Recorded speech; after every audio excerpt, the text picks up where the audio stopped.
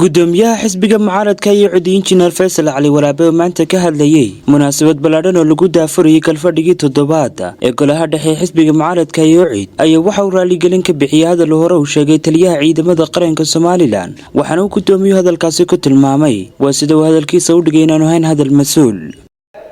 taliyihii ciidamadeena wuxuu maanta ku hadlay mas'uulnimo ma ahayn iska taga عشورته واحد كبحية ضد كبحية دي شيء كأن ستين الثاني معه عشورته فيرسوا ما لنا ببحية مشارك له بحية وحياة عين كاسة وحوي محمد أحد كوه هذا السماء ونكرر عليه قليلنا ونكرر عليه قليلنا ونكرر عليه قليلنا geesta kale injineer Faysal Cali Waraabe gudoomiyaha xisbiga mucaaradka iyo ciid ayaa waxa madaxweynaha Soomaaliland ugu baaqay inuu tanaasul sameeyo isla markaasna uu soo afjaro arinta ka taagan gobolka Sanaag iyo jabhadda Cornel Caare arinta Caare oo barida inaga taala waa gantaal barida inaga taala arinta madadkeena Caare oo intuu baxay soo noqday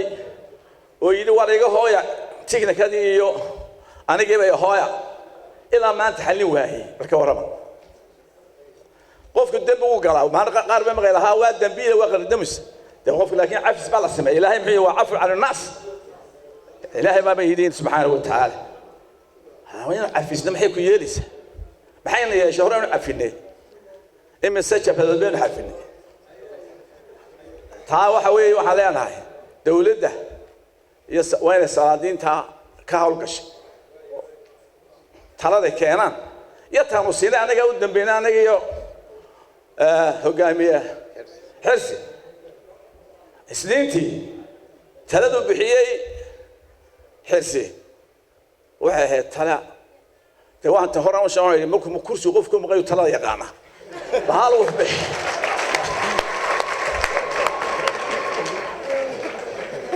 dadku soo caqli magaas u yimaada ninkaasi wallahi maalintii dhawaytay shalay waan ugu shuucay madaxweynuhu waa markii hore aan arkay in wuxuu u sheegay ee galeen markii hore aan arkay Muuse wax loo sheegay ee galeen sideentii